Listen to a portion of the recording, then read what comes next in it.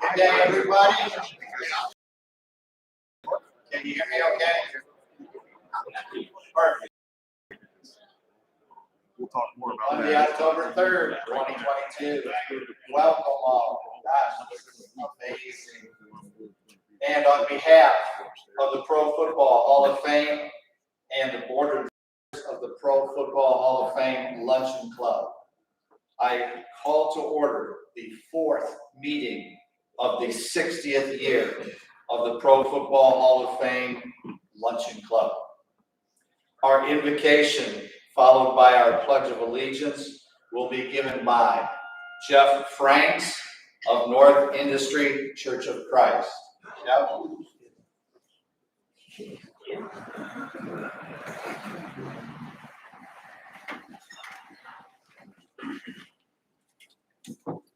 Before I pray, I'd like to share with you that club member Patrick Kelly has passed away. He is a Purple Heart and Bronze Star recipient. Let's bow for a moment of silence.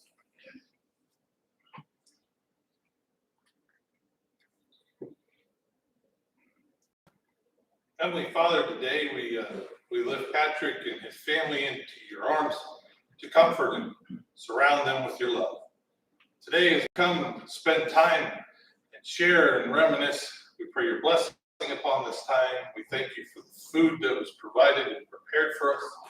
We thank you for those who serve us in all capacities of our life, especially those who are first responders, military, those folks who defend our way of life. Father, we pray for your blessing upon this time.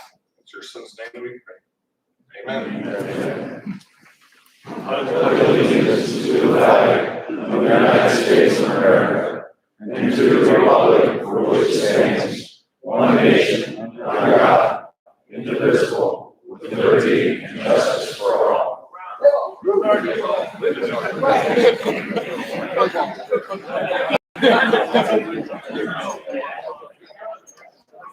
Introduction of our special guests at the head table today, and one additional, a local. Former NFL player and Super Bowl 16 champion. He was Joe Montana's center for the 49ers, Walt Downing.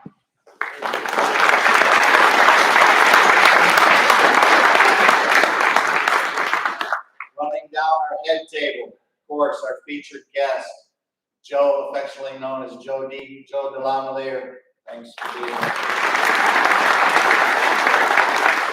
Next to Joe is the 2021 Ford Hall of Fans inductee, Ray Prisby, who is also the proud owner of that sweet 2004 Browns-themed Corvette out there that you passed on your way in.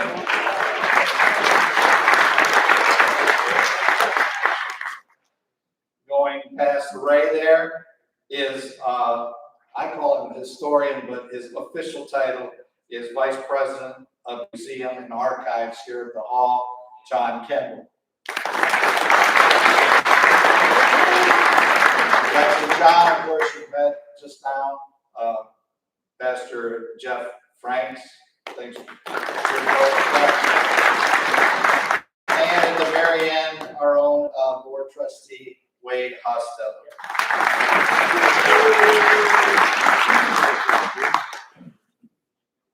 Certainly don't want to miss out our media people.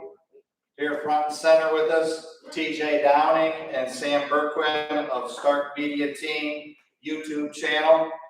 There is a link posted on our Hall of Fame Luncheon Club Facebook page that you can go back. They're all archived and you can watch today's program in its entirety and any of them that we have throughout the year.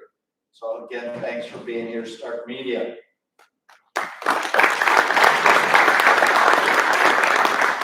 Our club announcements. Thank you goes out certainly to the Pro Football Hall of Fame for hosting us today and Skyland Pines and their staff for catering our event. A special shout out goes to Cheryl Shepard of the hall here, and also Stephanie DePietro and her staff for serving us from Skyland Pines.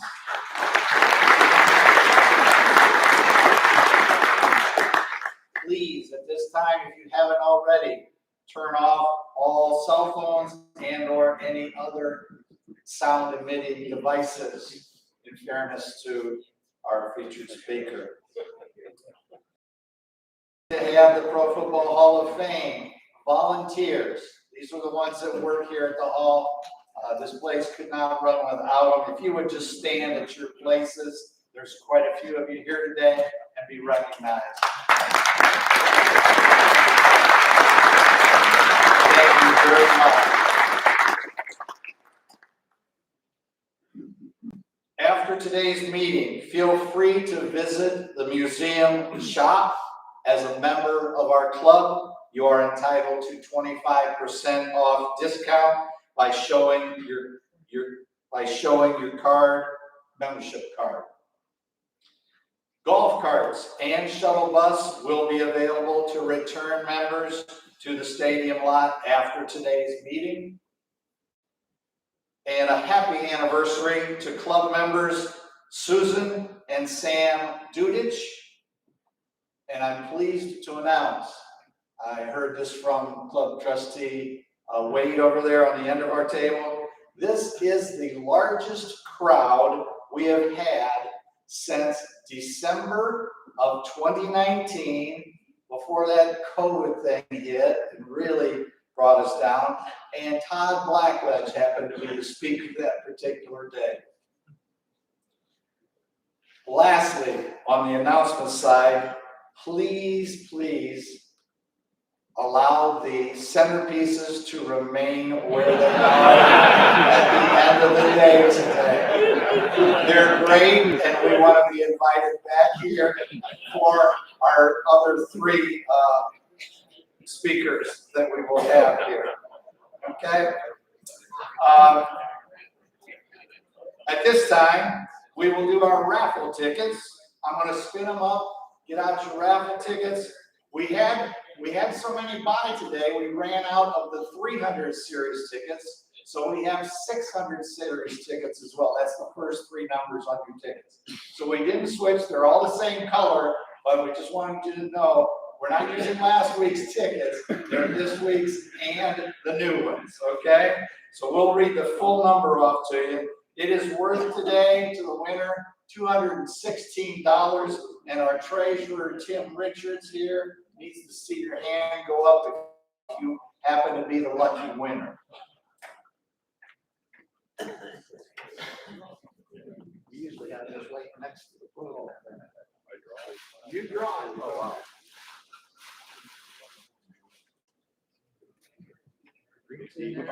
Oh, now. Where's that one? 6 winners. All right. That's your name. Because I can't spell. No, I can't pronounce it. It sounds like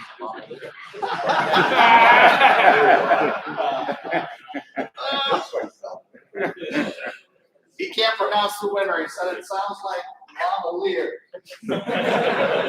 Our winner is ticket number 604138. Again, 604138.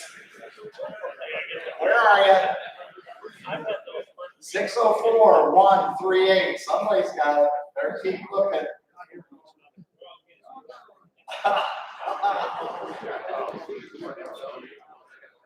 Well, we'll find it. We'll re-announce it at the end, okay? 604138. All right. Next week's speaker is a 2-year first-team All-American, NCAA National Champion, NCAA Division III Player of the Year, a former 10-year professional football player, and the 2008 College Football Hall of Famer, Jim Ballard, will be here with us. And to introduce our speaker today, our presenter, again, we talked of him just a little bit ago. He's pinch hitting today. I had in my notes Adrian Allison, but just as great from the hall here is John Kendall. His official title is Vice President of Museum and Archives. John?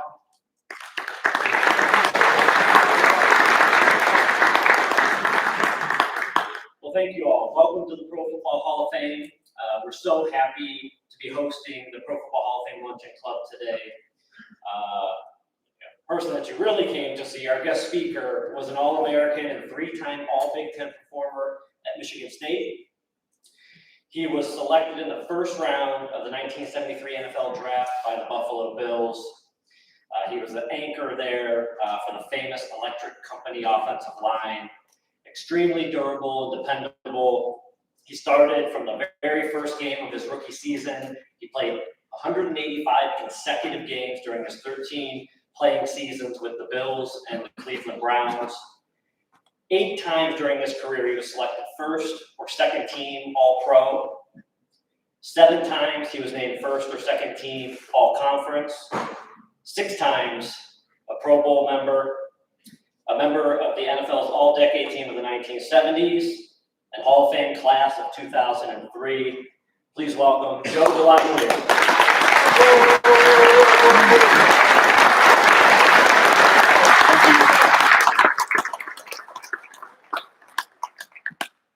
I'm glad I'm here because I was in a hurricane last Thursday.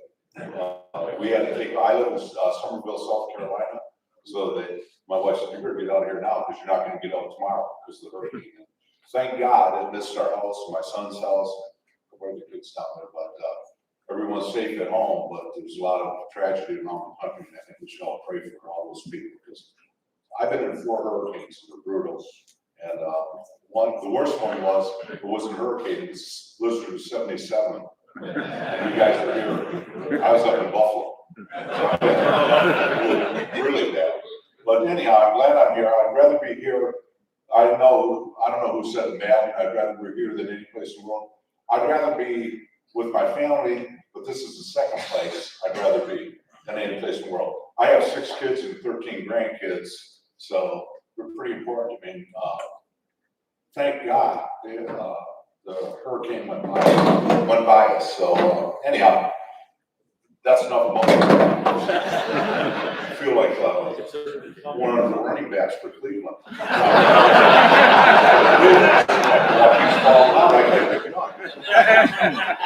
Anyhow, I'm so glad to be here. But we had the Bills played the Ravens, and we had it here yesterday. And I called my wife. I said, "This was the greatest thing I've ever been to involving football. Watching it, you don't have the park. You can walk from the parking lot. You don't have to be here all morning and night like when Cleveland and Buffalo. We're older people, so you can walk, right thing, park close, and you get in the game. You got in the game for $50, I think it was, or $60 to sit in here and watch the game. They had all the other games on the TV there. It's the greatest deal in town. I told my wife, I'm never buying another football ticket in my life. I'm going to the Hall of Fame when they have it up on Big Street. We had so much fun here yesterday. And I'll just tell you a little bit about myself. I'm one of 10 kids. My wife's one of 8. And we lived around the block from each other and we walked to school every day. And she was a cheerleader. I played football. Back then it was different than it is now. My wife was the oldest baby. They lived right around the block. And we walked to school in first grade together. My brothers are all 4 older ones. They're kind of tough guys. They go, "What are you, queer?" I go, "Queer? What do you mean?" It's like 8 years old. "Well, I'm with a girl. You play with a girl every day." "We're just friends." "You're queer." Great. I ended up marrying her. Great relationship. But anyhow, that's how I grew up. My dad had a bar in Detroit. It's still there. He built it himself, brick by brick, literally, and he put the tar on the roof, and all 10 kids worked. And you talk about child labor?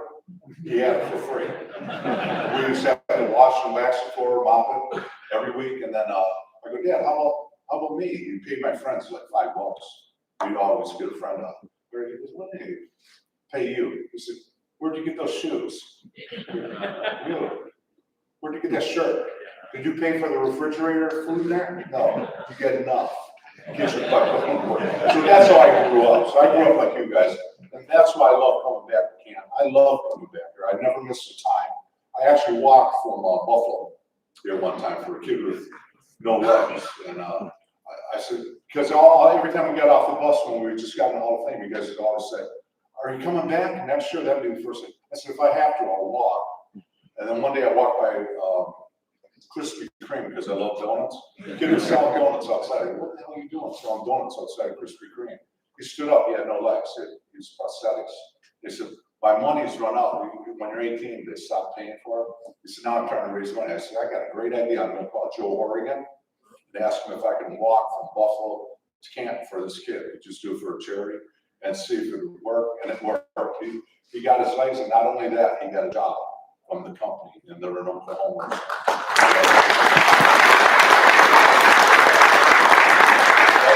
I think God puts you in a position to help me. That's what I think it's all about. I played, none of my brothers, my dad went to 3rd grade, my mother went to 8th. None of my brothers played, and they asked me at the Hall of Fame, who's the toughest guy you ever played against? Joe Green? I go, I played against Joe Green, Reverend Olson. Toughest guy I ever played against were about 3 of them. My brothers, they beat the hell out of me. I was the youngest kid, they throw me a ball, tried to get to the other end. They just pound me. So this is easy. Then I went to school, I'm in grade school, they gave me a helmet. I said, whoa, what's this for? Protect your head, kid. Oh, that'll be good. So then I went through school like that, and then when I got recruited to Michigan State, my dad, he always told the school was overrated. I didn't even go to kindergarten. My oldest brother got pushed in the snow, froze his fingers. My dad said, that shit's over. No more kids going to kindergarten. We don't need it. So 9 of us didn't go to kindergarten. We said we can come to the bar and fill salt and pepper shakers. Cool, Dad. I went to 1st grade. None of my brothers and sisters went to kindergarten. So then when school wasn't real important, so on the 9th, and all of a sudden I'm getting recruited to college at Michigan State. I was Bo Schembechler's first recruit. And I'm going to tell the story because I was like blown away. He just got the job, and I went, man, Coach Schembechler. I just loved it, how he talked and everything. He hated Michigan, or he hated Ohio State. And I, man, that's the kind of guy I want to play for. So I told my dad, Dad, I think I really want to go down to Michigan. It's not like now where these kids get hats on and put them on. Oh, he's selected Penn State. Whatever. 18-year-old kid. So I couldn't decide where I want to go, but my dad said, it came to that day, you got to make a decision. So my dad said, I don't give a crap where you go. You where you want. He didn't mind me. This wasn't his best bartender. You know, so I go, Dad, I'm going to go to school. I want to go to Michigan. He goes, you can't go to Michigan. I go, why? He said, Parseesian, or Schembechler. I say Schembechler. I said, come on, Dad, DeLamielleure is Schembechler. That's where I want to go. No, I don't like it. I can't pronounce his name. I said, okay. I'm going to Notre Dame because I'm Catholic. I still go to Mass every day. My mother has rosaries all over the house. She's president of Rosary Altar Society. I said, I'm going to Notre Dame. My dad pounds his fist on. You can't go to Notre Dame. I go, why? He said, Parseesians are phony. He's coaching at Notre Dame. He's Protestant. He said, you go to Michigan State because he's Catholic. I go, you're right, Jesus. I can't believe it. Well, I was foolish. So that's how I went to Michigan State. I really want to be, we would have played together, Walt. You know, I want to go to Seymour, who I played with. I really want to go to Michigan. You think that would happen today, how kids are? Go where your dad tells you to go, even though you want to go some other place? No. I mean, this is a different world we're living in, and all you guys know, you do what your parents told you, even if you didn't want to do it. I said, okay, I'll do that. So I go to Michigan State, and everything's great. I'm playing as a freshman. Freshmen were ineligible to play varsity. Don't play till, all you guys know that, till you're a sophomore. So freshman, we played Michigan twice and Notre Dame once. And I played tight end. I played fullback and linebacker, tight end and linebacker. I was the only guy who played both ways. So I'm thinking, man, this is really great. I'm going to really be good at Michigan State. So after that, the coach comes up to me after spring ball. He goes, we're going to move you to right guard. Right guard? I've never played guard in my life. I've never played that. No. So I just kind of a little disappointed. So I called my parents, I'm transferring to Michigan. And I go to talk to Coach Roy, you're not transferring to Michigan. You don't have any money, and you're not going to sit out a year, and you're going to play guard, you're going to play 10 years in the NFL, and you're going to do great. Just do what I tell you. So I said, okay. So I did it, and I ended up being the best thing I ever did. Two things I didn't want to do, two things the coach or parent told me what to do. I took their advice and it worked out. And so my best days were playing with O.J. Simpson, and then I lucked out. They thought they traded me because I didn't want to go into camp because I didn't like Chuck Knox. It's not that I didn't like him, I didn't respect him. There's a difference between like and respect. So I said, I'm not going until you trade me. So Monty Clark was with the Lions, and he kept calling me up every day, which is illegal, to say, hang on, we're going to get you. You're going to be blocking for Billy Sims. Oh, man, I'm going to hang on. So I stayed out of camp the whole year. So you get one day before they declare you disabled or did not report list. So I got to play because I love football. So I go on, Coach Knox says, oh, hey, you're here. You need to be here. I said, yeah, I thought about it a second. Mr. Wilson's a real good guy, the owner, and we had a meet. I said, I was gonna stay out, but I don't want to like a little guy like you to ruin my career. So I'm here. They traded me to Cleveland before I hit the door. So we come to Cleveland, and it's Brian's year. Brian's site, 1980, with the Cardiac Kids, and should have won that game too, but we threw the ball. So, they haven't learned a lesson. That's 40-some years. Keep the damn ball or whatever. You don't throw it. And I got intercepted. Mike Davis intercepted the ball, and we lost the game. There was my chance to ever go to the Super Bowl. And we would have won that Super Bowl because Philadelphia stunk. And the Raiders killed them. We would have won that Super Bowl. But that was my chance. I never got that shot. But anyhow, that's about my career. And I never missed a game, never missed a practice. Actually, and then all the guys that come early, I go to camp early. Coach Bertigliano said, they traded me to Cleveland. I go to camp early. He goes, what are you doing at camp? You're reporting with rookies. I said, I know. I want to discourage them from taking my job. So I said, man, plus you get 3 hots in the cot here. 3 hot meals in the cot, you get to play football. I said, I play for free. Unfortunately, Mr. Wilson believed me. I didn't. But anyhow, that's my career in a nutshell. And I've been lucky. Everybody said, oh, you work so hard in football. And I said, I play hard. I don't work hard. I know what hard work is. And I see it every day. I drive to the stadium. You see real people working real jobs. Teachers, firemen, policemen, doctors, nurses, factory workers. That's work. I get to play. Are you kidding? You get paid, you play like 3 hours. And really, if you cut the time down, it's probably about 4 minutes. Time to do advertising. TV timeout, boys. I got to tell this one story. We were playing Buffalo. I was on Cleveland, and Dean Look was an official. And we're losing. I don't know if anybody remembers. We lost a lot of games back then, like in the mid-'80s. We were terrible. And Buffalo was terrible. So it's snowing, it's sleet. It's the worst weather you've been in, other than the game when we played municipal. It was 35 below the windshield Raiders. Other than that game, this was the worst game we played in. And so they call TV timeout, like with 2 minutes, 3 seconds. I go to Dean, what are you calling TV timeout for? Nobody's watching this game. Nobody's watching on TV. No one's in the stands. They all gone. He goes, guys, hey, you guys, new thing, TV timeouts. That was 19. Yeah, can you believe that? I said, oh my God, that's when that started. Because I can't stand watching football at the stadium because you're there all day, and then you see like 6-7 minutes of real action, and the rest is commercials and beer breaks. But anyhow, if you have any questions, I'm glad to answer them. I know everybody asks who's the toughest guy I played against. Joe Green and Merlin Olsen, I played against those guys. But there were a couple guys, Mike Barnes, who played from with Baltimore, and Herb Orvis, who played with Cleveland. He played with Baltimore too. He played with Detroit. Those guys were tough. Herb Orvis was a military guy. Got drafted when he was 26 by the Lions. And great story here where we were playing Cleveland, and Charlie White called those swing pass. Herb Orvis has playing over one. he's just he's a plug. I mean, like not a fast guy. He's, you know, my size. He ran like 5'4". He chased Charlie White down and knocked him out of bounds like on a 1 yard line, and we did score.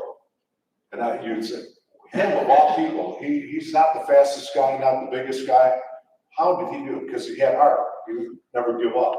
And that's what football's all about. I got to mention this too. Walt played at Michigan. He was a great player, not a good player, great player, and probably took my job there. Thank you. But anyhow, if there's any questions, I'm glad to ask because people like questions. Yeah. So tell a story about your high school team and your coach. And Oh yeah, my high school team. We had St. Clement. We only had like 13 guys on the team. And actually, yesterday, a kid from Sacred Heart Roseville was here, and he drove from Detroit here to see me because I hadn't seen him in 52 years. And I go, damn, what are you doing there? But anyhow, I played at a high school called St. Clement, and the coach was a great coach. He's still alive, and he was coach of the year a couple times. We had 13 kids on the team.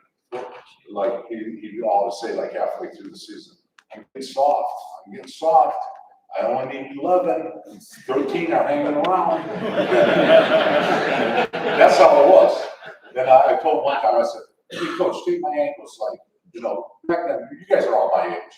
Nobody really got their ankles taken, did they? Once in a while, that was a treat in the Catholic school. So I go, coach, could you spat my shoes? You know what spat your shoes is? Tape them on the outside. He goes, spat your shoes? What are you talking about?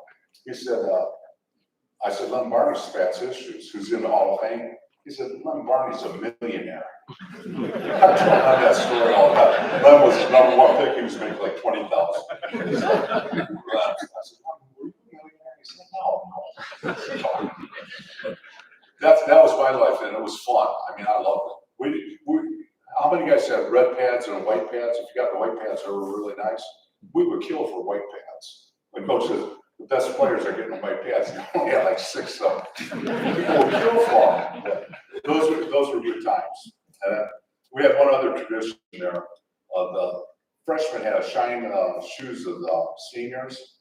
So I saw the best player gave shoes to my buddy Goober, Bernie Prisbicki, his name was. Well, you talk like this, he had a real weird accent. And he had a hard home life. So Gary Chapp was our great player, gave him his shoes, and they were kangaroo skin, which are, whoa, kangaroo skins, these are really good. So he gives them to Goober, he said, I want those shiny, do them all right, like, you got it. So the game is the next day. Goober's had the thing, no shoes. Gary, our best player has no shoes. Goober burst it off. Jesus Christ, I can't remember where I put that shit. The coach had to go get him new shoes to play. Old Goober. Anyhow, yeah. what was it like to play with OJ? It was fun. He was a good guy too. And that's one I know for a fact that there's people have 2 personalities because the guy who did what he did not do. That's not the guy I know. But somebody else. And that's what it scares me about a lot of these head injuries and stuff. OJ, he'd take air out of the cylinder. He didn't want to have air in the cylinder. And I showed that to ESPN one time, but I just said, I don't want to talk about it. But he'd wear a helmet with no air. He got hit a lot too. He was the guy who carried the ball 37 times a game sometimes. It's not like they count the plays, you know, he's already had 12 carries and it's halftime. OJ still, he carried the ball a lot, like Jim Brown and Leroy Kelly. Those guys carried the ball a lot. Different game than we played today. But what was your question? Yeah, I did wear a helmet. Yeah. With Brian, truthfully, I got traded here and I went to practice. I came in September, so I didn't know any of the players. I knew Tom DeLamielleure and Doug Deacon and Jerry Sherr. Because we're somewhat the same age. And I go, who's the quarterback? Because we had Joe Ferguson, they called him the Arkansas Rifle. He was really into football and everything. Brian Sips walking on. He has Sips like a woman. My wife said, what's Brian Sips look like? I said, he's like this wide as Sips, and he's like a little boy. Then I started throwing the ball. You can ask Brian this. I told him after about 3 games, I said, Brian, you're gonna be in the Pro Bowl this year. I couldn't believe how he could throw the ball. And I think he had vision like back here, you know, how people have peripheral vision, is that what it's called? Back here, I think Brian could see like behind him, like he'd be looking down here and all of a sudden the ball would go over there. This guy was amazing. And if you saw, I mean, you guys see him physically, right? He's not a big guy at all, but he was smart, and I was amazed at him. I just thought he was one of the great players I've ever played with. And Greg and Mike Pruitt too were, man, they were so special. They could catch the ball and run. And Mike was, I can't believe he's not in the Hall of Fame too. He didn't even get nominated. That guy returned punts. He did everything for us. Yeah. What were the average salaries? Mine, I actually had this conversation with Mrs. Wilson about two or 3 weeks ago, because we had an event up there, and she's a little bit older, but she's real sharp. She goes, I was at, there was a concert at Rich Stadium, Toby Keith, or some big thing, they sold it out, and Mrs. Wilson went to it, and I said, wow, she said, I was sitting with Thurman Thomas, he's a rich man. I go, yeah, he played one of the guys who made money. She goes, you did okay, didn't you? I said, yeah, I did. I was first. She said, you were a first round pick. You did good. I said, yeah, I did real good. What was your salary? I'm just curious. I said, 22. She was 22,000? I said, yeah, 22,000. I said, but it got better next year. It was 24. I didn't see that. I said, then 26 and 28, 30. And now 1 penny is guaranteed. That's the truth. You can ask any guy here who's played. We had no guaranteed contracts. One game at a time. You're only as good as your last game, unless you really got injured. But if they wanted you to get off the team, they say, "Oh, he's slowed down." They could get rid of you real quick. So I mean, it was like a totally different game than it is today. And if you screwed up, I had Lou Saban as a coach. That guy was a spy for the U.S. Army in Korea. He talked fluent Chinese. Fluent Chinese. So we played the Jets one game. He gave the whole speech in Chinese. He'd come back. We beat the hell out of the Jets. Coach Saban said, you know why I did that? So I can give you a lesson, man. It doesn't matter what I say. It's what you guys did all week in practice. That's why I knew I could do that. We could screw around because we were prepared. He said, if you prepare yourself, you can do anything. And so I took that as an example. One other Lou Saban story I got to tell. We go to mass before church, before the game. We're playing in New York, and the priest was giving out communion, and he backed the altar was here, and he backed up as he's giving out the communion. Well, there was a candle, and his vest went up like in front. Saban jumped up. He was the first. He jumped up, rolled him on the ground, put the fire out. Priest got up and smoldered. Body of Christ. He didn't change a whip. So after the mass, I heard the bloody sacrifice. This is those are things that happen in the NFL. Nobody knows about. I had another one. We had a guy, John Hobbs. He was wide receiver, but he had a speech impediment. He stuttered. Like one day it was freezing outside. He goes, "It's so cold. Can I go take a bath?" I go take a hot shower. But Coach Ringo sends him into the game with the play. So we're all in the huddle. John's here. Right. OJ says, "Sing it." Right, 26. I'll tell us if you sing it. If he's singing it, he's right. So we're in the huddle. Like, whoa, pretty good. I got to tell one more story. Anybody hear Carl, what's his last name? We call him Carl Brontosaurus, but it was whatever it was. He was from Iowa. I played against him 3 times in Iowa. He was like the biggest guy in football back then. Carl Barzolarski, but we call him Carl Brontosaurus because he's like 300 pounds. Nobody's 300 pounds. So I played 3 games against him in college and about 5 with the Jets. 10 games with the Jets. So we never said a word to each other. Odd, right? You'd always say, good game. Never a good game, nothing. So it was short. The only thing you could do is stop like a quarterback sneak this far away. So the only thing you could really do is stop the quarterback sneak. So that was on the scouting report. Don't call quarterback sneak short yardage over Brontosaurus, that's what we call him, because he's over the right guard. So I go to Fergie, Joe, when he gets in that situation, call a quarterback sneak, right? Are you sure? I said, I'm positive. So I go up to the line, I look right at him, get down my stance, you're offside. He backs up, we hike the ball. First down, Buffalo. He gets up and goes, thank you. I go, you're welcome, buddy. Those are things that happen, nobody talks about.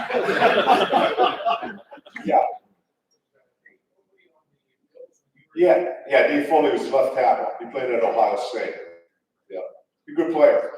He's the Jets' first round pick, and they released him. Buffalo picked him up like 5 or 6 months. He lives in Ohio now, still does.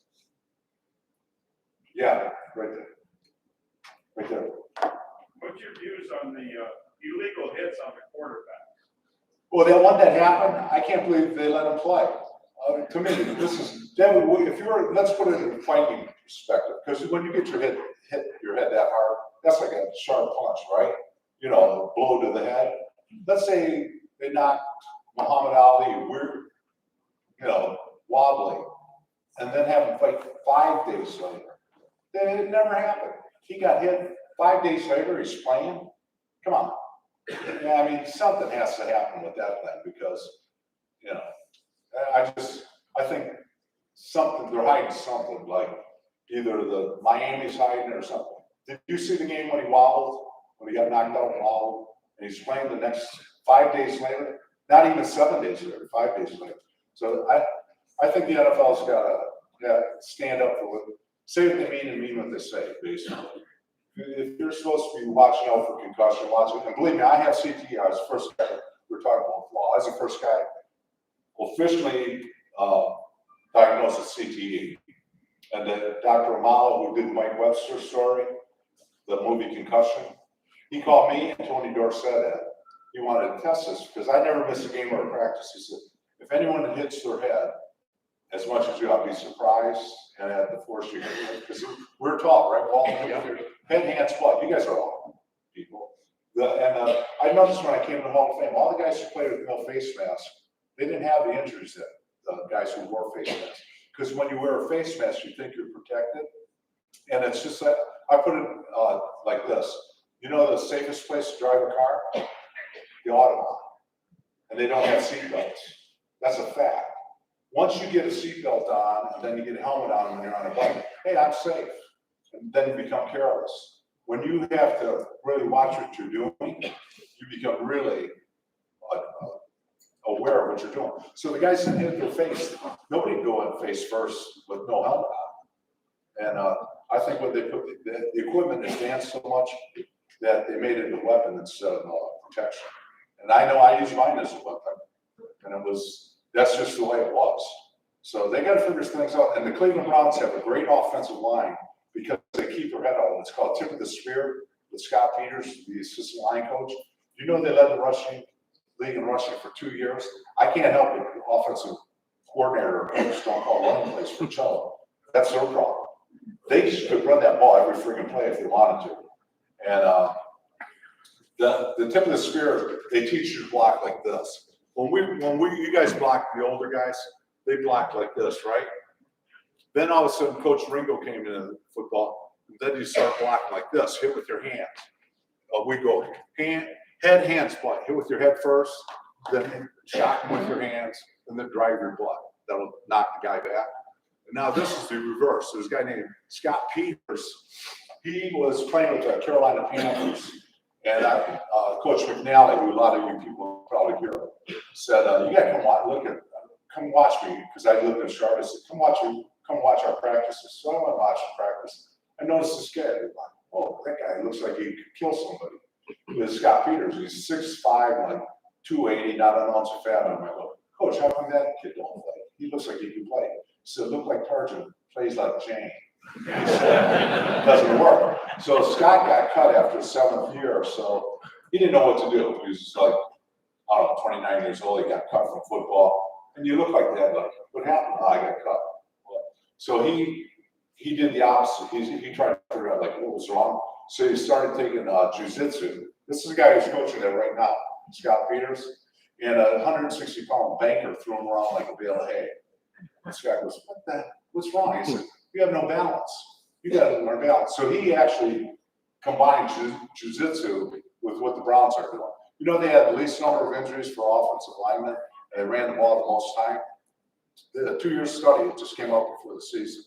So the game is safe, but humans are involved. So like that kid should have been safe, the Miami quarterback. But when you can't ask a kid, you guys are, how many guys coached there?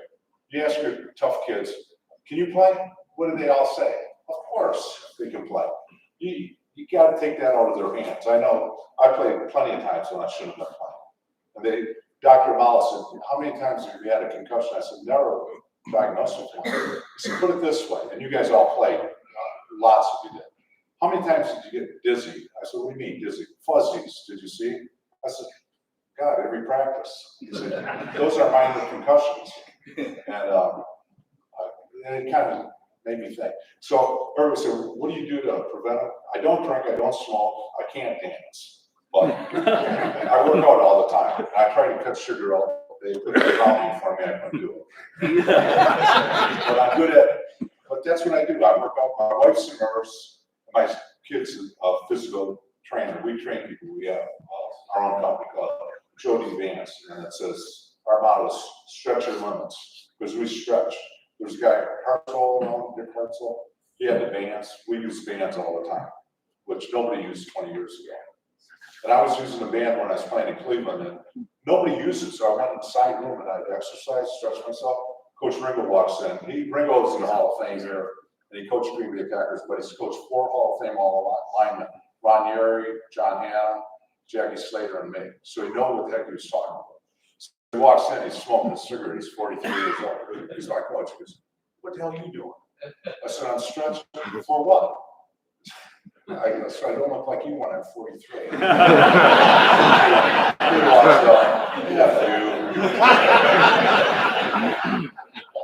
Anyhow, if you stretch and you do other things, science has come along, like concussions and all that, for the better. But anyhow, I don't know how long I got to go. But I'm okay. But any more questions? Yeah. Who was it like to play with Deacon? With who? Doug Deacon. Oh, Doug Deacon? He was on the other side of the ball. I knew if there was a holding call, he got it.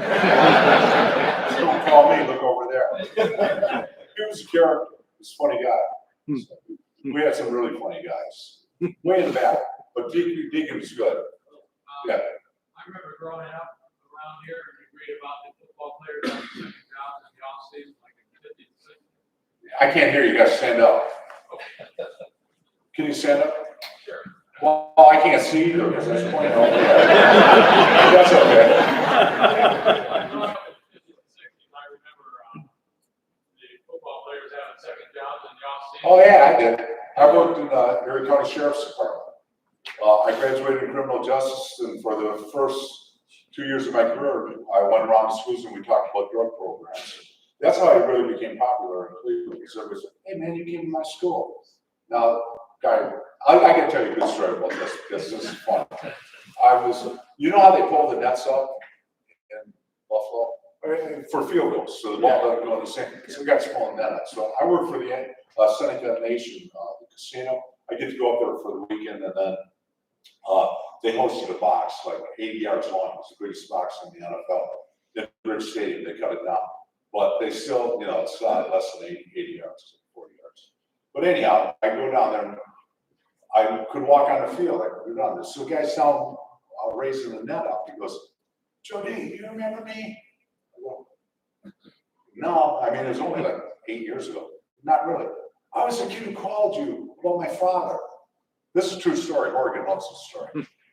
The kid calls me. My wife says, "Joseph, why do you have our no name in the phone book?" Remember, we had phone books. I go, "Why? Nobody can spell it. Don't worry about it. Nobody's calling here. Well, this kid calls. "Jody, yeah, I got a huge favor to ask. My father's like a huge fan of yours. He died. Would you be Paul Murray's funeral?" I go, "Oh, yeah, I guess so." Oregon loves it's a story. So I hang up the phone, my wife said, what's that about? I said, I'm gonna be a pallbearer. She goes, for who? I go, I don't know the guy's name. Out of your mind? Hey, the kid asked me, what am I gonna do? So I show up at the church, be there at 11, there. So I'm carrying the casket down like the center of the thing. All the people are, Joe D, good day. So, funeral ends. I go home. I said, how'd it go? I said, it's unbelievable. So I'm telling you about the kid who posed the chain. It was his son. He goes, my father, you actually said yes to be his pallbearer. He said, my mother was gonna kill me. But you showed up. I couldn't believe it. So then I did one other thing. My first responders, how many guys are first responders here? Were you firemen, policemen? So I've always had, my one son's a firefighter, and my father-in-law was a firefighter in Detroit. So I'd always, when I went up to Buffalo, when I was over in the casino, I would go with, I go to fire stations, eat with them, they have breakfast. You guys are the best cooks and everything. So they say, hey, come on over, have breakfast with us. So I go over there, this is like 5 years ago. So I go over there, all of a sudden the alarm goes off. Boom, we got a call. Let's, what do they call it? It wasn't a fire, it was a first response call. It says, first response call, come with us. So, what? Get in the truck, come on. So I'm sitting in the middle, the sirens going off. I go, wait, I gotta call my wife, she won't believe this one. The sirens are going, where are you? I said, I'm with the firefighters. My kids call me Joe Dog. They go, what are you doing? I said, I'm going to a call. So I go up and they tell me, I stand up. It's out in Old Park, Buffalo, Charlotte Park, Can. So the firemen, just stand by the truck, we'll take it. Then they open the window. Hey, Jody, come on up. The old man wants to see you. All right, this is like 5 years ago. So I go upstairs. Don't know what the hell I'm doing. Look like what's going on? Old man goes, I remember Baltimore. What a good way. I go downstairs, and I'm sitting right in front of the ambulance comes 6 away. He sits up in the ambulance. Nobody does that stuff. My wife goes, what'd you do this week? Come on, get something happened. We should be talking football. Yeah, well, the beer, the guy with the beer. All right, Joe, if you were a general manager or the owner of the Cleveland Browns, would you have ever given Deshaun Watson that guaranteed contract for not playing football for a year and a half? He did what? He put up plans for a year and a half, or was that? Would you have given Deshaun Watson? Oh, Deshaun Watson for a year and a half? Yeah. If I was the general manager, would I have signed that guy? No. No way. And the guy who drove the car and crashed the car, he'd be suspended for at least 2 games. Because who has 16 speeding tickets in this room, or 6 speeding tickets in a year, right? Or something he had, and still driving? Give me a break. Come on. Don't play patty cake with these guys. Life's life. That's wrong. He could have killed himself. More importantly, he could have killed someone else. And then you'd really be in a fix. Car smashed, big deal. I thought, you know what I thought when I saw the orange car? I thought, what's the guy's name who did that? Yeah, I thought Miles bought that car and drove it here. I mean, that's how the NFL is now. Everything's free. Hey, you made a mistake. You can buy this car. We'll buy it for you. But my wife said, don't get into that crap. They'll throw you off. Yeah.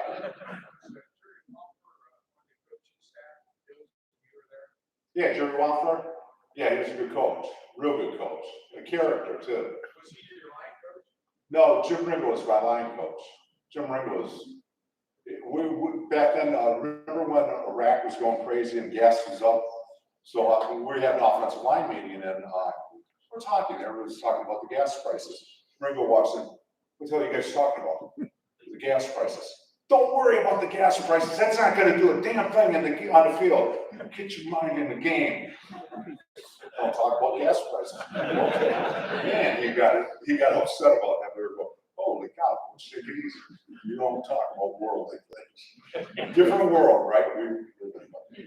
Glad we do, yeah. Joe, as a general chairman of the Pro Football Hall of Fame Festival this year, I want to thank you for all you do for the Hall of Fame, and thank you for coming back every year for the first play. The kids love it. Thank you. Yeah, we do that walk. Yes, thank you. We do first play all the time, because me and Buffet can't even walk. And I go, come on, we'll do this. We've done it for 20 straight years. And it means a lot. And so they'll all ask me, who do you want to donate? If you donate stuff, first responders. Because, these guys are really, the heart and soul of communities like this. First responders, they do so much for everybody. But I don't know. I could tell some of this, but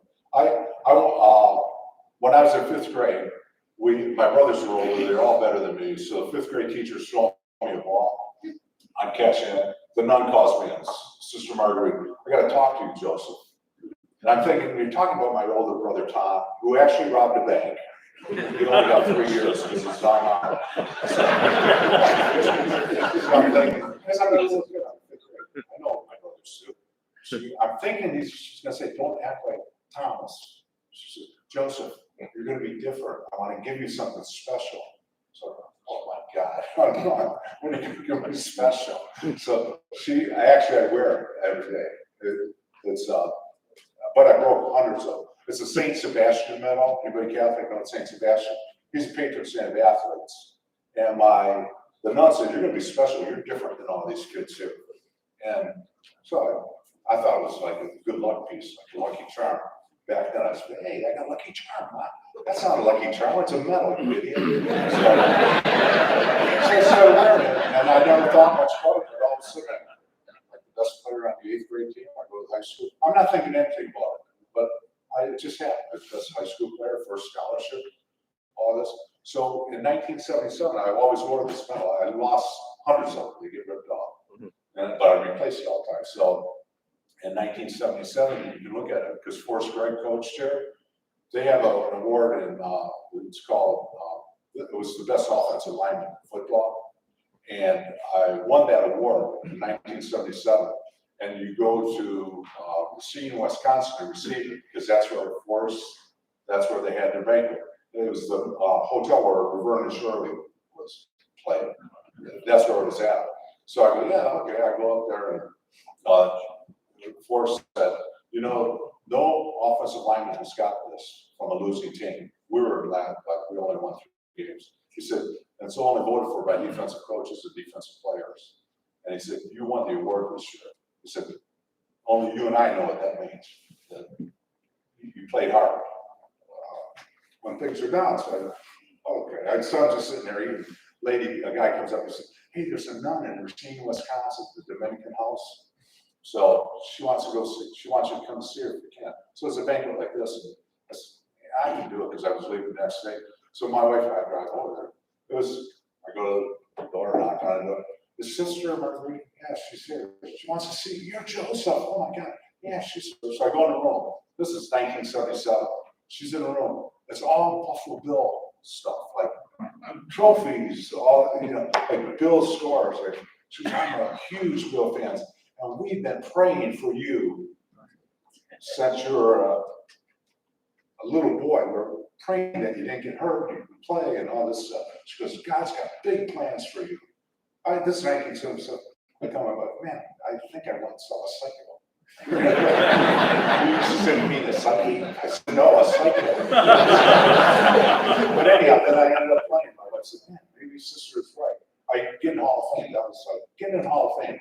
I was 13 years old, never got nominated, never went to the finals, nothing. I was Joe Klecko, the first Joe Klecko. But Joe waited until he was 68, and I got in. I couldn't believe it. I didn't even know. I didn't even know I was eligible. I really didn't. And I got in. I was just like blown away because I know everything about football. I coached high school football in Charlotte. I drove my team here and took it to the Hall of Fame here in Oregon. Showed us pictures. He had a video of it, in the old theater. But I mean, I'm one of you. I'm not trying to be Joe Biden either. I'm one of you. That's how you should. I'm just a guy named Joe. That's it. I lucked out. Never got hurt. I'm 71 years old, never had surgery. People go, oh, how you feeling? Must not look good, but I feel great. Yeah, a couple more questions. Joe Thomas has that record of 10,300 some snaps. What was your streak then as far as playing your snaps? How many games? I never missed a snap. I don't know how many snaps were, including practice. I'm telling you, God bless me. All the guys go to practice like during doubles. Oh man, it's killing. I felt guilty. There's nothing wrong. Nothing was wrong. My wife said, "You got brain back. You got brain damage, buddy." How about this, Walt? Would your wife ask you to go to camp early? I did. My wife goes, "Come on, camp started. Why aren't you there?" I said, "Veterans don't come in until later. You better get there." So those are good times. So I'm just like, yeah. Just one question about slices of fruits and vegetables in your socks. Oh yeah, I did that too. I put fruit and vegetables in my sock because I met a guy from Saudi Arabia, a doctor for the king of Saudi Arabia. He was his personal physician. He fled the country because if the guy died, he had to eat the king's food first. He said, "Well, wait, what do you do?" He said, "Why am I doing this?" "We're checking it for poisoning." He goes, "I'm out of here." So he left Saudi Arabia as a young man. He went to Buffalo and he had to become a doctor again. So he went to UB, the University of Buffalo. So somehow, some way, I met Dr. Salah, his name was. And he said, "I want you to come over to eat." And then so I go to Sal's. And then he said, "You know, I watch football. When do you think," I'll ask you this question, "when do you think most injuries occur in football?" What quarter? First quarter, second quarter, third quarter, fourth quarter? Fourth quarter, right? Everything, yeah. Early in the third quarter, like right after kickoff, as soon as you come home. Know why? When we were there, believe it or not, people smoked cigarettes back then. The players smoked cigarettes, drank Coca-Cola. That stuff weakens you. So the biggest time of injury is early in the third quarter. I said, "What can you do to prevent that?" "Well, if you got to eat a lot of fruit." So I'm like, I go overboard all the time. He said, "All right, I'll show you an example. Hold an apple this arm." He said, "Resist me." The guy can do a pull-up off my arm. He said, then he put tobacco in the elbow. My arm went down like, what the hell? He said, "It's all in your blood system. You guys can try it when you get home. It's weird." And so I take it to the extreme. So I started slicing up apples and carrots and stuff, put in my socks when I play. And Cleveland Collar, you read it in Cleveland Plain Dealer. It's a picture of me with sour sticks sticking on my socks. People laugh. I say, "Hey, you can laugh all you want. I'm not. Yeah, I think yes. One more question. You always hear about quarterbacks and running backs that give their offensive linemen gifts. Did you get anything at the end of the season? Yeah, OJ gave me a big gold plate. He gave all the linemen a gold bracelet, like a half a football of gold, and gave it to us. I said, "OJ, where is a white guy going to wear this?" I said, "Give me a damn car." That's the truth. What happened is that white's daughter died, fell off the thing, so they were giving her charity. So I gave the bracelet to that white. This was not that long ago. He played for Sammy. And I gave it to the Players Association. They're going to auction it off. And at a Super Bowl, it got stolen. Somebody stole it, so it didn't even get auctioned. But I never wore that thing. I have a hard time wearing that big ring that they give me because it's cumbersome. And then everybody's looking at me like, "What the hell are you doing? Showing off? You got a ring or something?" I just like this. It's me. It's like graduate. You ever see the new rings we got? They're huge. So that's not me. It's just not me. It'd be weird if I wore them. It's like putting lipstick on this piggy. Just doesn't work. But anyway, that's it. I'm just glad to be here. And I mean this more than anything. We grew up in Detroit, just like you guys. You close your eyes, you're Buffalo, Detroit, Cleveland, open your eyes, and put you in the middle of the city, you think you're home. Because everything looks the same. Everything. Drugstores, the tavern houses, older places, it all looks the same, but it's a great place. Only we know that. It's the best place in the world. All right? Oh, okay. Well, we got to let him do it. He's a Michigan guy. I know, I told Walt, he's so much smarter than I am. You went to Michigan, didn't you? He said, how do you know for sure I went to Michigan? I saw your finger when you were picking your nose.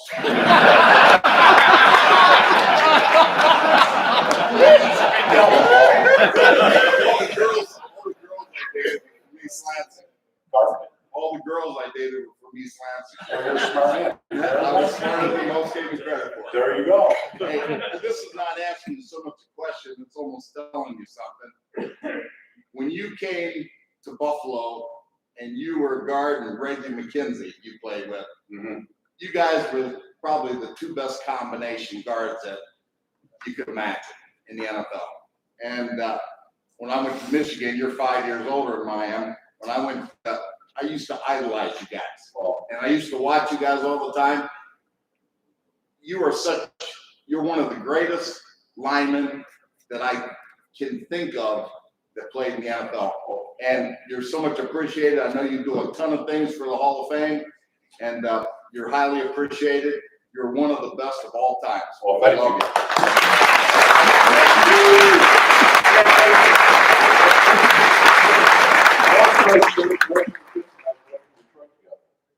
Now we got drafted in Buffalo. Mr. Wilson is cheaper than Modell. These two guys here, they'll drive. No, really, Wilson's a good man. Thank you very much.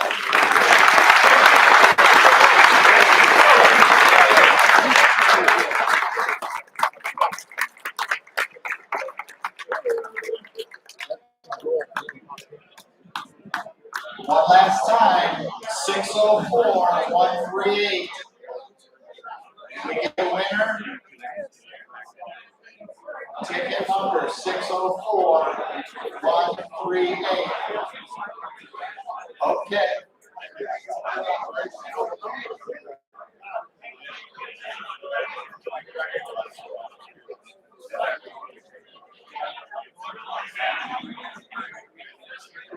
Thanks again. Wait for the shuttle. Safe drive home. Jeff Burner. I think you're ready for security. Yes. Don't you?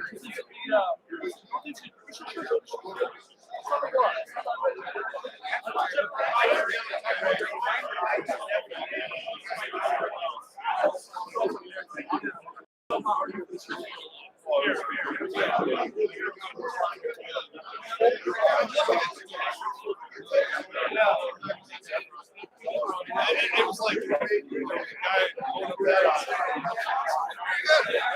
that he was the other.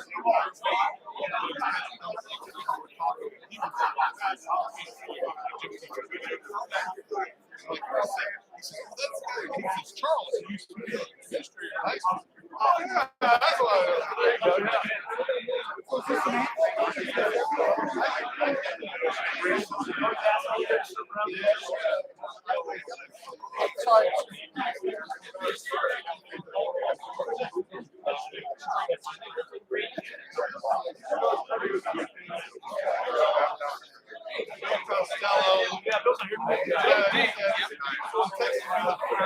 Flyer about being here. Walt called me.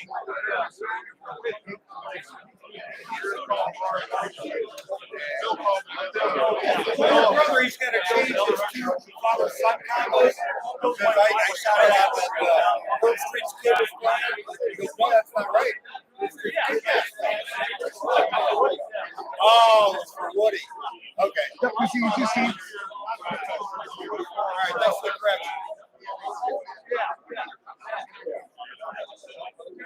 Great job, as always.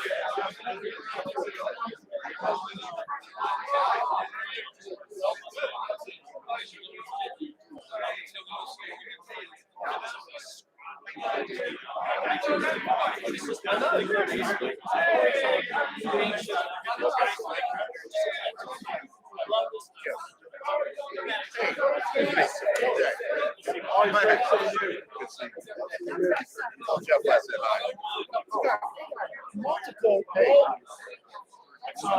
shout outs the last 3 weeks. We'll get an interview.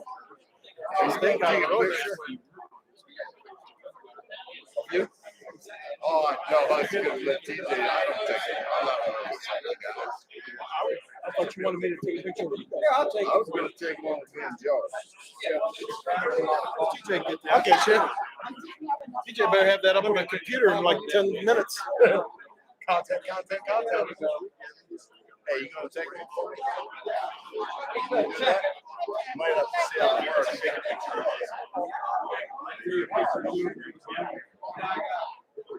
All right, no problem. Hi there. Yeah, there we go.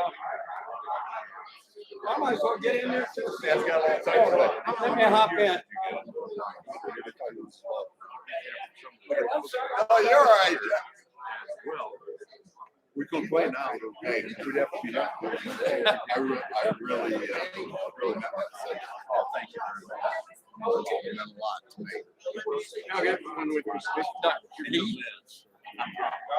Sorry to be a pain in the ass. Hey, I wanted to ask you, you were at the Jackson game, Yeah. Nothing. we were gonna claim you as a Jacksonian. Well, they gave me a Jackson. I got a Jackson transfer. So I'm gonna give it to him. Like when I was in-house storage, I'm not giving it for Christmas. Oh, great. Great Christmas, and we get off cheap. Thanks for coming. Yeah, I saw that. My wife and all the kids went to Jackson. Hey, TJ, good seeing you.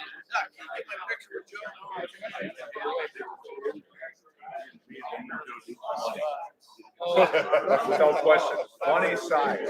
You guys are huge. But you're huge. I mean, I couldn't punch. Cigar business. I told my wife, I'm just like that. I'm 79. He's 6'11". My wife, you're like him? I said, what's the difference? He's 6'11".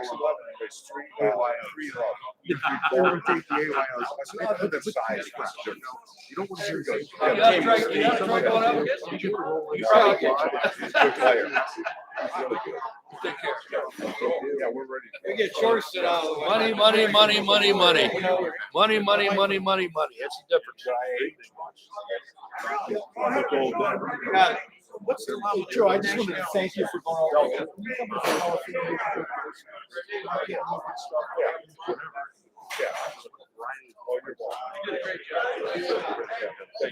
I went to North Kid over high school. Oh, wow. My senior year, we attended over Jeff Wolf. Yeah. No, my cousin, my wife's that's her first cousin. That's her first cousin. Thanks for doing it. Yeah, I got you. See you.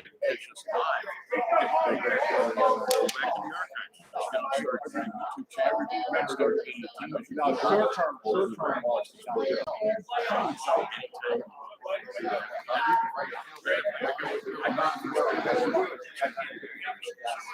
Did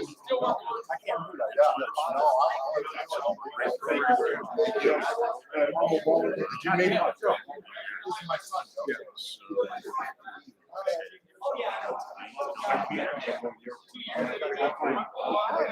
Okay. All right, Joe. Thank you. Hey, when I come back anytime. Awesome. Thank you. Running the airport. Better run. We're gonna get the big daddy on here now. Get Sam in there. Good. There he is. Sounds good, man. Walter, how you doing, buddy? Good, Sam. You? It's good to see you. Glad you were able to make it today. You had some great words from Joe D from the table as we kind of wrapped up the program here today. Joe D, maybe something we didn't hear today from the podium. I know you really love the way he played the game and he did a lot of things. What was that? Well, when Joe was a technician, I mean, Joe wasn't your massive big guy. I mean, Joe played probably his heaviest weight was like 260. And what he did over 13 years was just incredible and how he played. We've also, we've had a lot of changes in the move block. and stuff like that. And Joe went through some of that just as I did.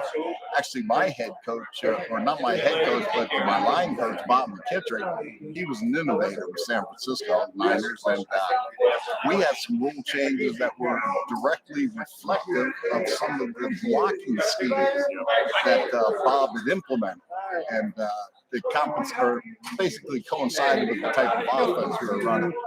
But no, Joe coming out, Michigan State, and playing with my buddy Reggie McKenzie, All-American, everything from Michigan. It was just a pleasure to watch those guys. They were just amazing players, and what they did with OJ back there and leading the league and rushing and what they did. And I always kind of had a fond memory of Buffalo because when I was coming out of college, my 77 was my senior year, 78 getting drafted. The Buffalo Bills were recruiting me heavily. They had me up to Buffalo 2 times for recruiting trips. I was picked up by Reggie McKenzie and O.J. Simpson and hung out with them for a couple of days when I was up there. I thought I was definitely going to go to Buffalo. But that didn't happen. And fortunately, I went to a good team that we were 2-14 our first year out there in San Francisco, 2-14 the next year. And then my third year, we went 9-7. And then my fourth year, we went 13-3 to win the first Super Bowl. So stayed the course. But I used to watch Joey D and Reggie and how they played. And I tried to, hey, you got guys like that, you just try to emulate them. You know, it was funny. We kind of talked a couple weeks back about how they kind of changed the rules for blocking, and a lot of that was because of what Bob McKittrick had taught you guys. He was he a Vietnam vet? He Yes. served in the forces. Yep. Talk about that from tackle to tackle. I know you and I have talked about it since I was a youngster. Guys like Keith Farnhorst, himself, Randy Cross, Fred Quillen, John Ayers, a guy that's no longer with us, and you know, and Farney's also passed too. But I mean, I know the respect that you have for those guys. But talk about what you guys were doing that forced the NFL to have to step in and say, we've got to change the rules because dudes were dropping like flies out there. Yeah, there was, you know, it has to coincide with your offense, but we ran a lot of 2-guard pulls. And so that puts, you know, if you're running against a 34 defense, whatever, and you got a center's got a nose on him, that guy can take 3 different angles on you. And so what we had done, being at center, I'd snap the ball. Both the guards would be pulling, say to your left. I would take a left front directional step. But if that nose guard would jump or try to go under you on the backside, he had a pretty good lane to disrupt that backside guard or get into the play. So what we did, an offensive tackle on the backside, his first step was like following that guard out of the hole. He'd take that step, and if that nose guard had anything shown, I mean, right down there, and you're talking about knees and going down on the hips. And so what they did, the NFL then imposed the rules that you cannot block somebody certainly below the waist when they're engaged with another player. And that was the one big thing. I didn't mind that being changed just because, you know, we were trying to protect all the different angles that we were blocking. And then again, we were West Coast offense, and we, you know, it's about getting the ball out to a running back or somebody, short game passing, control the game, don't do too many turnovers, and you know, that just good coaching, the ingenuity of the Bill Walsh, the Bob McKittricks. We had great coaching staffs, and yeah, those guys were innovators, and which is pretty obvious. But okay, so the way the game was officiated then, and it is now, in regards to line play, the old adage was you could call holding any time in the NFL. On any single play, somebody was holding. And hey, look, if I can get away with it, I'm going to keep doing it until I get whistled. Okay. When you were playing, Walt, what other things was there a keen eye on from the officiating crew to say, all right, you talked about, which, you know, no blocking while you're engaged and things like that. But what are the things that they look for? And did they call it as many times as they could have, or did they let a lot of things go? They let a lot of things go. I mean, the game's changed from the standpoint of, I mean, you get a guy by the inside of his jersey thing, going to the face mask. I mean, those plastic shields that those guys wear on their helmets is because we had a lot of defensive guys that they would try to jab your eyes. So, I mean, so that was eye gouge. The eye gouge, man. Joe talked here today about he gets asked who was some of the toughest player you played against. Heck, I can name two of them on our San Francisco team on defense, our same team that were tougher than anybody we played against, Freddie Dean and Lawrence Pillars. They were tough. But, you know, the line play now, I mean, there's a flag on every play, it seems, anymore. I think you're right. And the one thing Joe and I were talking about earlier, certainly with the face mask and how you're going, line blocking is line blocking. Even in practice, you're making contact. It's not like a quarterback's got the red shirt on, or receivers, running backs, you don't tackle them. The wide receivers or the guys go out, you know, there's not contact. You're protecting an unprotected player. Line play is always physical, and you're always going to have that contact. And the game's changed a lot with this unprotected situation with players, which is a safe sign. And, you know, he also talked about these quarterbacks. Hey, the game's about the bucks too. I mean, the people want to turn on and see the top elite players playing, so you got to protect them. So there's been protection that's changed the game a lot, but you know, that inside tackle, defensive end, and then the tackle to tackle, linebacker play, still a lot of the physical. It's still a physical game. And I was telling these guys I was sitting with, you know, when you watch this stuff on TV, it doesn't look as imposing sometimes. I use the analogy, baseball. If you're in a batter's box and somebody throws you a 95, 100-mile-an-hour fastball, most people would be having a tough time with that, and I'm being kind. And people on TV are going, why didn't they swing at that? It's just because TV distorts a little bit. There's football games where if you're down on the sideline and you see the size, you see the speed and the contact that some of these guys are making, it gives you another perspective. So that game hasn't really changed that dramatically from that standpoint. It's still there, and guys like Joe and I went through a lot of things where we banged our heads a lot. And the helmet change and everything else, it's, you know, that's all good. But we didn't have it when we played. And those add up. Those concussions, the head injuries and everything, you know, they kind of got swept under the carpet at one point, and that's why that NFL lawsuit with the concussion lawsuit came about. I think Joe D was talking about the movie Concussion. Yep. Yes. And what was that out? Like 2 weeks? And all of a sudden, it was somebody from the NFL or somebody's got to the MPAA, Motion Picture Association of America, and people that were supposed to, and they said, you get that out of here right now. And we all know the power that the shield weaves, and before you know it, that movie was gone.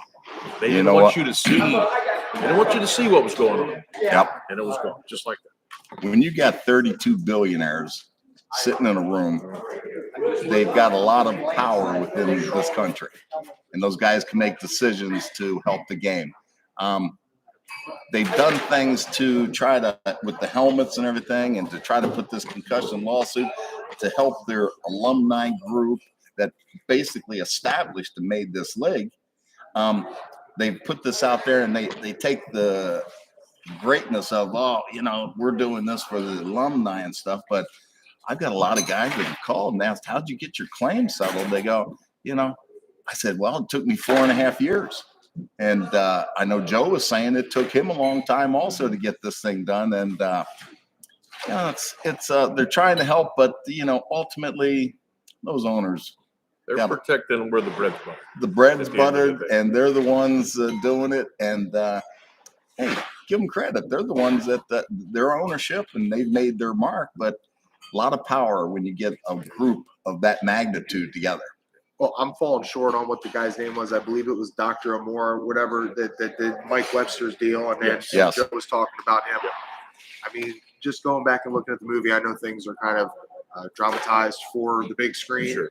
but best believe that guy had threats on his life. He Oh, had to worry that, absolutely. I mean, when you he talk did. about that type of money, that there's people that they would rather see you dead than for those things to be revealed. And how sad of a story is it to think that a guy like Mike Webster, maybe one of the greatest centers to ever play the game, would have to kind of meet that fate and live the final moments of his life like that in the back of a vehicle and Subway system. oh, it's terrible. But let me ask you though, and I wanted to ask Joe this before he left. What would have been the benefits for OJ to play with less air in his helmet? He talked about him taking air out of his helmet. What would that do What would for they you? have done? I don't think it'd do anything. Right.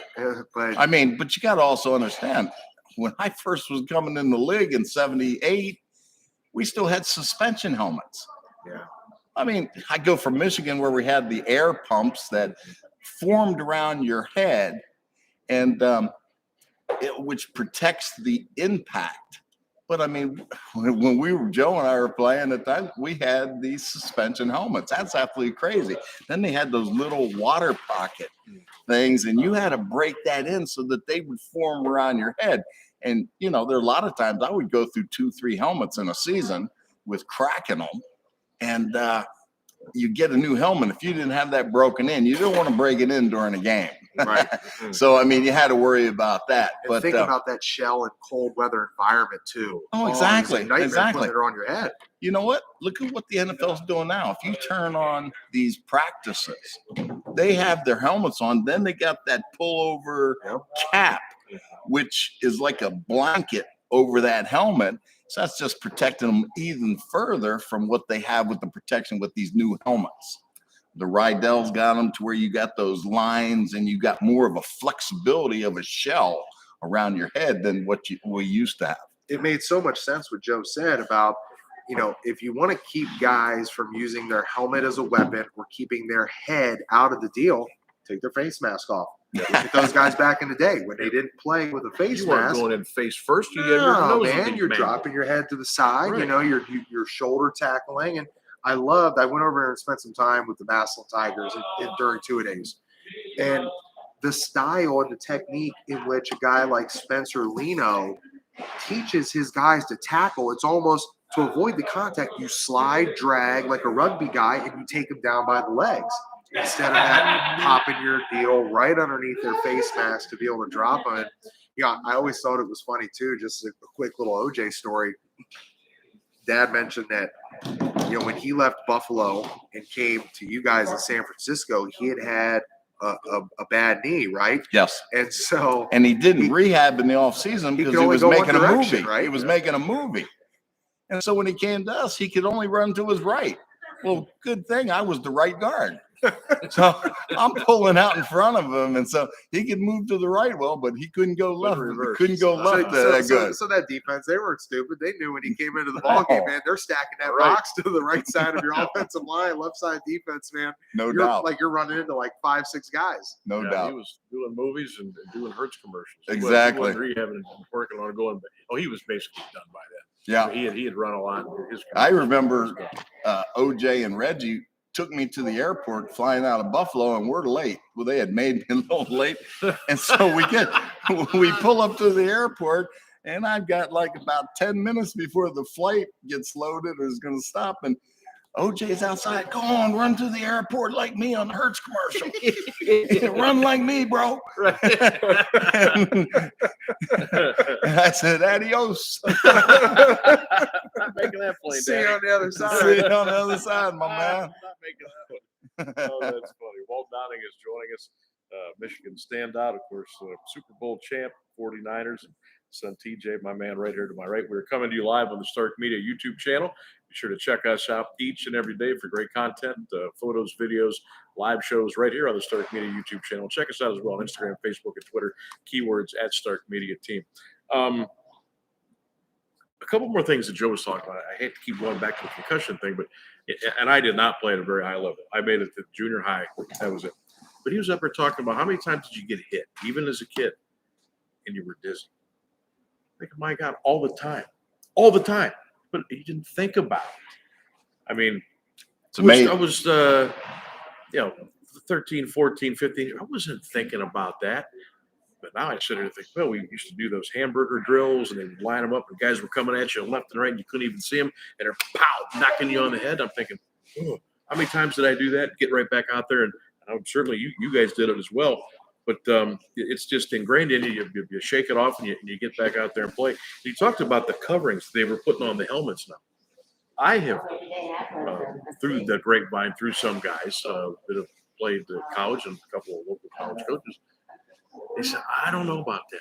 Now the guys think they have even a bigger level of protection, and now they're not afraid at all to stick their head in there faster, harder during a practice, because they think with that on there that everything's going to be okay.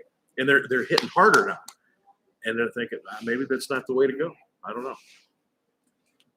Well, I've had over 20 concussions when I played in the NFL, and I was captain of special teams for 4+ years, and there was a lot of head rattling going on there. I'm not really sure whether or not they feel like they're more protected even. I mean, I think it's pretty much on their mind.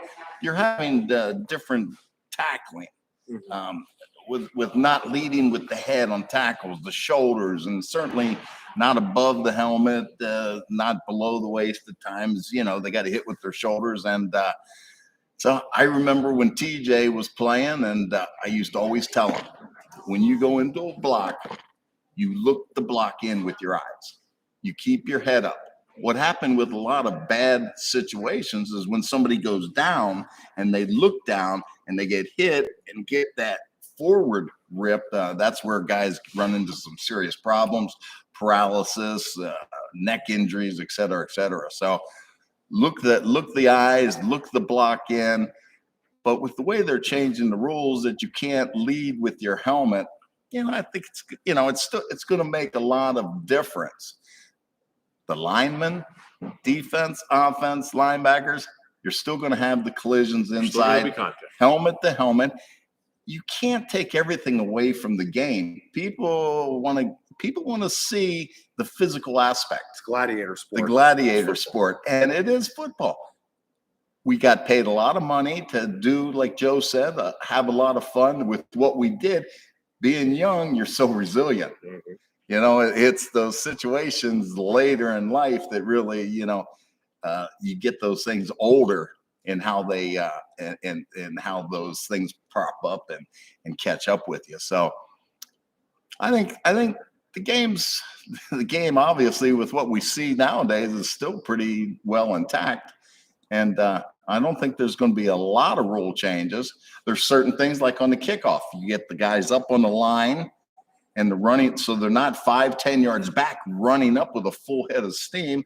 The ball has to be kicked as they then are able to release. You've seen the kicking game change a lot. So they are making some individual rule changes that continuously help the game, but you can't take it all out of it. If you want the game, it's still physical. It's just maybe a different kind of physical. Exactly. I'll tell you without a shadow of a doubt, the two things that are the most dangerous thing in the game of football. You're always going to have your hardest collisions when an offensive guard or a lineman is pulling around and you're going to make contact with a linebacker, a guy who's probably running a 4.5, 4.6 40, all of about 6'3", 6'4", 240, 250 pounds, meeting that force with a running head start. And the one thing that Pop mentioned, I saw more guys end their career and get knocked out of games from what they called that L3 position, which was the wedge buster. That guy that's about 3 guys down from the kicker on that kickoff with the running head start. And you played, not only were you a wedge setter, you were a wedge buster as well. Mm-hmm. And I always remember you telling me about when you guys playing the Raiders and you went airborne because those 2 guys are coming at you. Well, if you're stupid, you'll run right into it. Pops just said, hey, go airborne and go over top of them and make the play. But you'd see guys go down there, and it's a kamikaze mission. Yep. You have one job. 2 irresistible forces coming right at you. you. The wedge. Yep. you're the guy that got assigned that job. I want to say, you look at a guy like Reggie Arden from Ironton, that was part of a lot of those championship teams. Dave Andrews, who is a strength coach in Division I college football now. I saw 3, 4, 5 guys that were playing that position. They go down there, they knock themselves unconscious, injury, head trauma, whatever it is, and you never saw them play again. Yeah, that was it. That's tough, man. It's football. It's tough. Special, but Lo Kleinfelder, Canton Central Catholic. I know he wasn't the only one to say it, but he almost coined the phrase within the program. Football is a special game for special people, and that's just how it is. Yep, no doubt about it. All right, let's go wrap it up here at the Pro Football Hall of Fame. It is week 4 of the Luncheon Club. We'll be back with you back at Tozie's next week. Next Monday, Jim Ballard, one of our own, going to be the guest speaker. 12:10 program begins. We'll wrap up around 1:15. We want to thank the Pro Football Hall of Fame Luncheon Club, but of course, All Care Primetime Health Plan, our good friends at CJ Vallis and Associates, McNeil and Sons Tree Service. Also, Finally Here, Ohio.com, Leatherneck's Nation MC, the Corey Golf and Event Center, Red Door Apparel and Clothier, and Kevin Sheen and Presswood Country Club. We appreciate your support as well. And for Walt Downing and TJ Downing, Sam Berkman saying so long.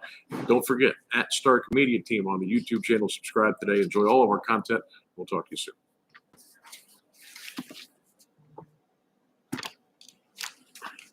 Good job.